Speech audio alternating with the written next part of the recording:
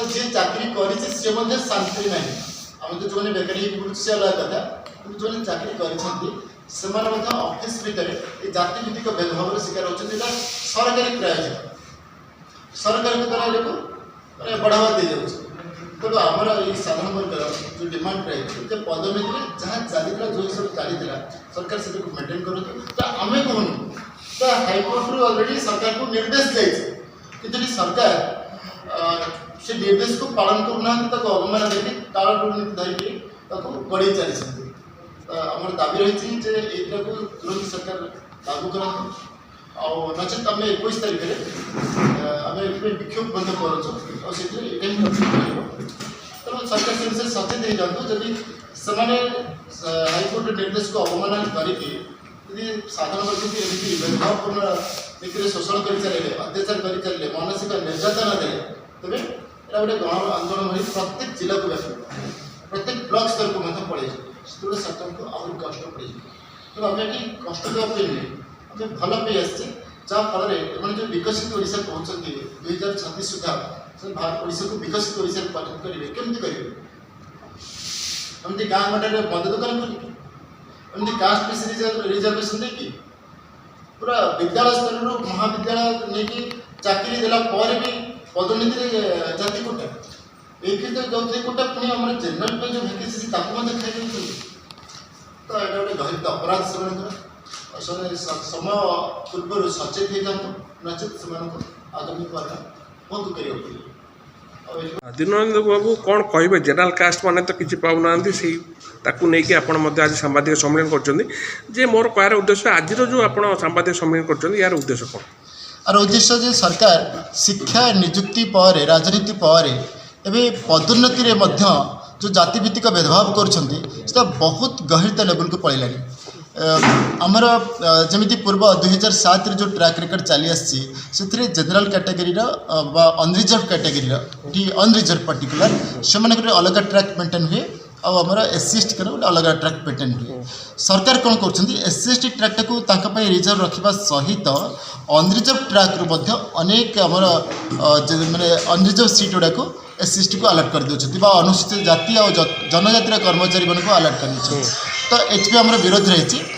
जे सरकार मेंटेन रखु आ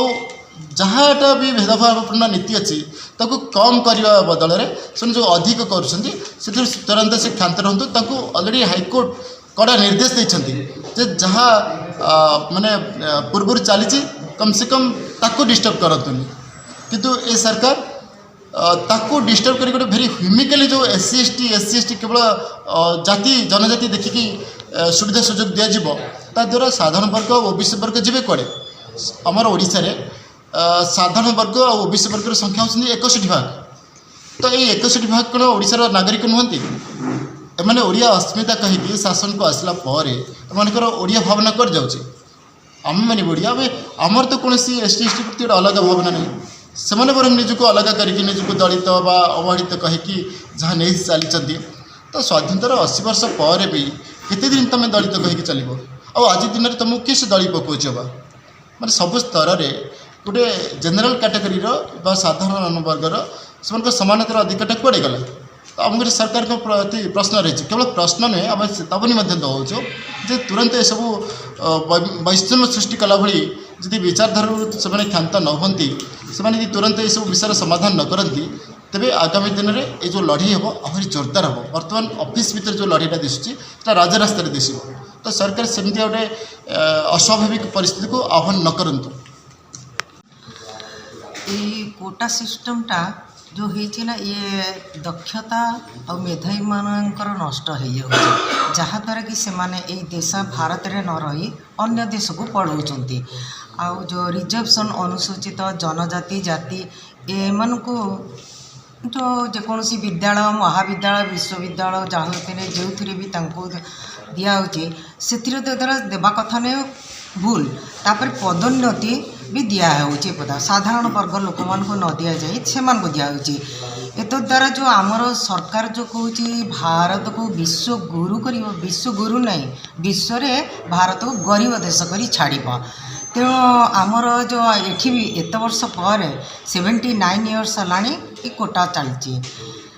दान माझी और जीतू मुंडा से माने कौन उपकार पाई सरकार तो उपकार पाई ना आउ जो मैंने आमर मंत्री पदर कि मुख्यमंत्री कि प्रधानमंत्री अच्छा से गादी छाड़ दौना दान माझी और जीतू मुंडा को बसई दौना से आम जानवु जे हाँ से ना गादीर से मोह हो गला जहाँद्वारा कि से छाड़बे आ साधारण वर्ग अनुसूचित जाति जनजाति भितर आमर भेदभाव कर भारतर केबे भी ये उन्नति हेनी एम सरकार गोटे कथा कहूँ आ गोटे काम करुचे। जय श्री जगन्नाथ।